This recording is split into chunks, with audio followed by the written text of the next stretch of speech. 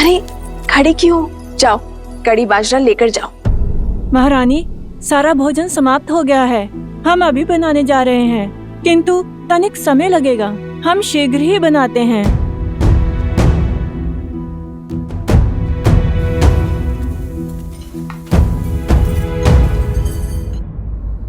कड़ी बाजरा आने तक ये लड्डू लीजिए ना हनुमान जी। लड्डू नहीं, वो जलेबी थी ना, वो बहुत स्वादिष्ट थी। और मिल सकती है? जी।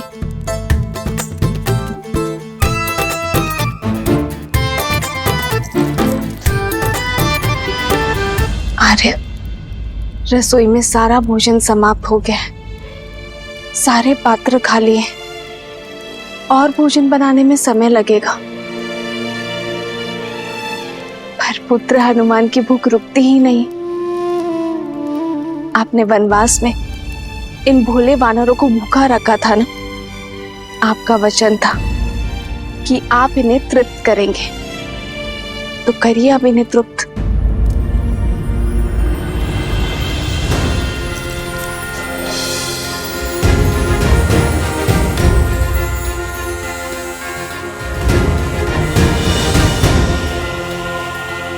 एक जलेबी? माता, इससे क्या होगा?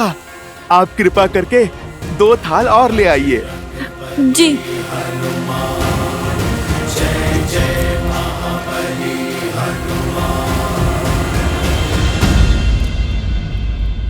चिंता ना करो सीते, मेरे हनुमान को तृप्ति अवश्य मिलेगी। आओ सीते।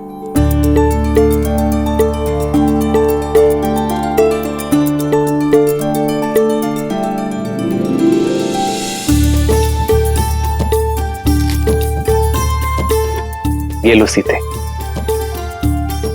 इसे हनुमान को खिलाओगी, वो तृप्त हो जाएगा।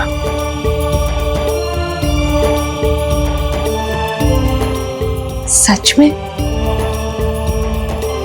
विश्वास करो।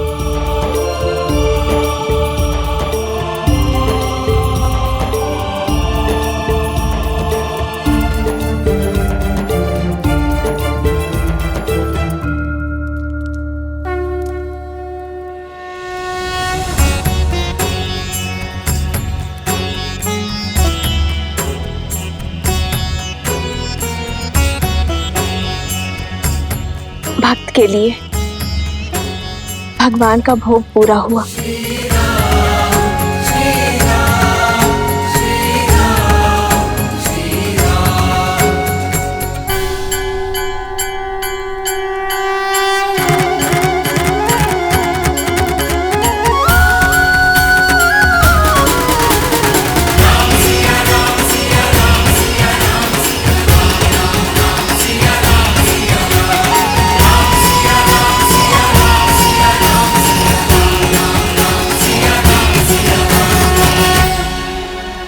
लो हनुमान, ये लड्डू खाओ।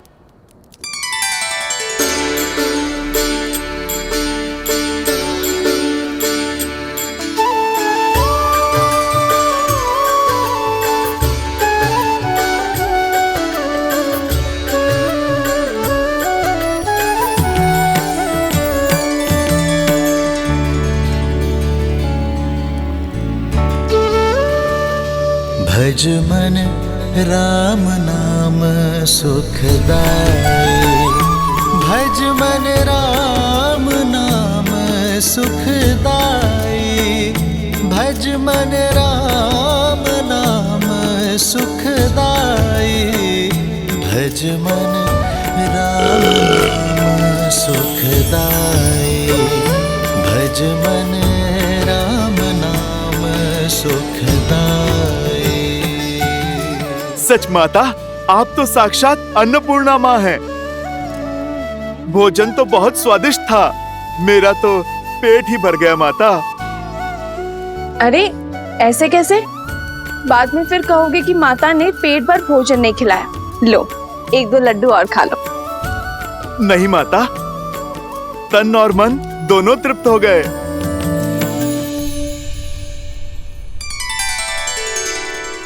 प्रभु, आपने तो तुलसी पत्र को शस्त्र बना दिया। नहीं हनुमान, राम नाम मणि दीप धरु, जी हते हरिद्वार। तुलसी भी दरबार हूँ, जो चाहसी उजियार। ये क्या पिताश्री? जो भूख इतने व्यंजनों से तृप्त नहीं हुई, वो राम नाम लेकर तुलसी पत्र से कैसे तृप्त हुई? ऐसा इसलिए गणेश, क्योंकि हनुमान की भूख शारीरिक तो थी ही नहीं, उनका तो अंतर्मन अतृप्त था। और वैसे भी तुलसी को तो श्री नारायण का प्रसाद ही कहते हैं। और जब देवी सीता ने राम नाम लिखा तुलसी पत्र हनुमान को परोसा, तो हनुमान की भूख तृप्त हो गई। जानते हो क्यों? क्योंकि जब भगवान का प्रसाद भक्त को मिलता है, तो भक्त का तन और मन दोनों तृप्त हो जाते हैं। और तब राम नाम में रमे हनुमान के भीतर राम नाम सदा के लिए रम गया।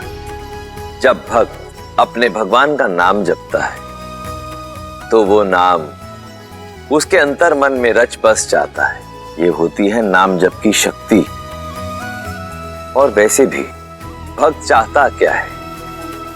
अपने प्रभु का आशीर्वाद, उनका स्नेह। और जब वो उन्हें प्राप्त हो जाता है, तो भर गया उनका पेट। अद्भुत! एक तुलसी पत्र और उस पर लिखा नाम कितना सामर्थ्य रखता है। गणेश, शक्ति तुलसी पत्र में नहीं, विश्वास और श्रद्धा में है। ये भोग का आकार नहीं देखता, केवल उसके पीछे छुपा प्रेम और भाव को देखता है। हनुमान जी को इतने व्यंजन खाते देख हमें भी भूख लगने लगी है। कुछ तो खाकर आता हूँ। माता ने तो मोदक भी बनाया है।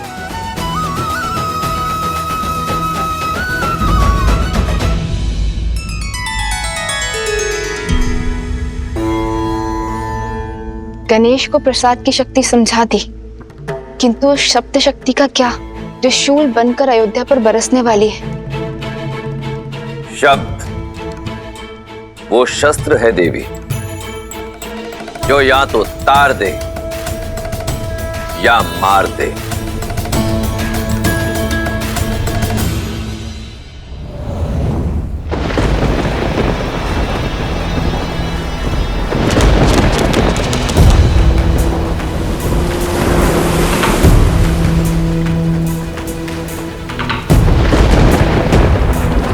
नदी में ज्वार है और बाढ़ आने को है, पर सुनीति की नैया दूर दूर तक कहीं दिखाई नहीं दे रही। इतनी रात्रि हो गई, पता नहीं कहां रह गई।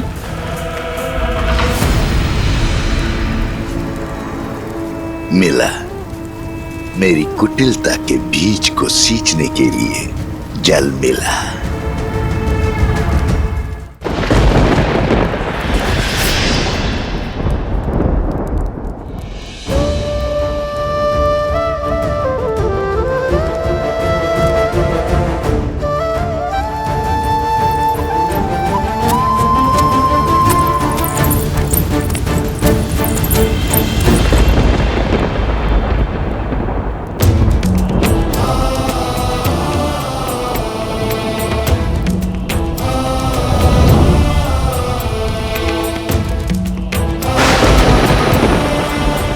पिताश्री, आपके पुत्र के कंधों पर बहुत बड़ा उत्तरदायित्व है।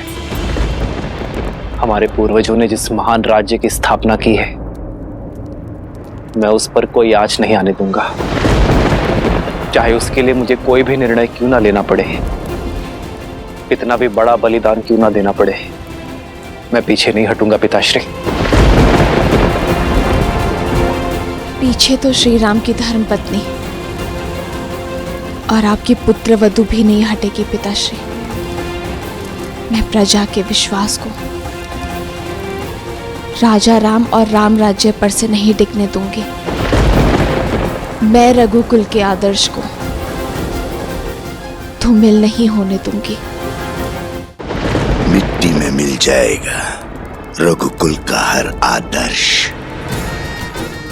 टूट जाएगा रघुवंश के ऊपर से लोगों का विश्वास, और आरंभ तुमसे होगा वस्त्र।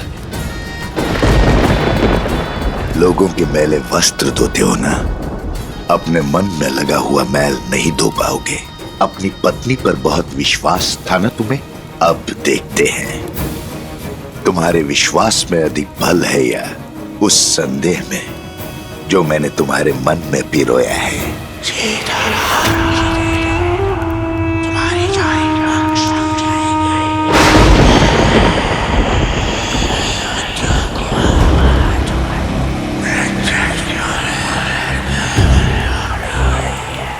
क्या नदी के उग्र होने के कारण सुनीता नहीं है, या फिर इस विलंब का कोई और कारण है? समाज के लांछन जानते हो और समझते भी हो, फिर क्यों देखकर अनदेखा करते हो? नारी पे लगा लांछन कभी नहीं भूलता। तुम्हारा मन पवित्र है, पर समाज का क्या? जंगल में मोर नाचेगा तो कहां देखने जाओगे? संदेह वो चिंगारी है जो एक बार अग्नि बन जाए तो विश्वास को भस्म कर देती है। आज इस अग्नि में अपने विश्वास को भस्म करेगा तू, और अविश्वास की अग्नि को ज्वालामुखी बनाऊंगा मैं। राम का सुखी जीवन और राम राज्य की कल्पना दोनों को जलाकर भस्म कर दूंगा।